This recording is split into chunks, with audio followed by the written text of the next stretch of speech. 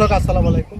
আপনারা দেখছেন আমি এই মুহূর্তে দাঁড়িয়ে আছি আমার এই যে একজন মুরব্বীর সাথে, ওনার সাথে রাস্তায় সাক্ষাৎ। উনি আমাদের সাথে মোটামুটি হোন্ডারে রেখেই কিছুটা কুশল বিনিময় করতেছিল, তো ওনাকে আমার বেশ ভালো লাগছে। এই হিসাবে ওনাকে আমি দুই চারটি প্রশ্ন করব ওই ওনার জীবন থেকে। আশা করি আপনারা আমাদের সাথে থাকবেন। মুরব্বী, আপনার নাম কি? একটু ক্লোজে আসুন। মোহাম্মদ। ও, অত্যন্ত সুন্দর নাম। আমাদের প্রিয় নবী হযরত মুহাম্মদ সাল্লাল্লাহু আলাইহি সাল্লাম ছিলেন। আচ্ছা, যাই হোক, আপনার বাড়ি কোনটা? এইখানে না? তো আপনার গরু কয়টা? 5টা গরু না? গরু কি সবই গাভী না ষাঁড় গরু আছে? ষাঁড় গরু আছে না? এই যে ধান ক্ষেত, এই ক্ষেত কার? পাড়ারই এখানে না? ওই যে দুই রকম ধান দেখতেছি, যে বিষয়টা তো বুঝলাম না।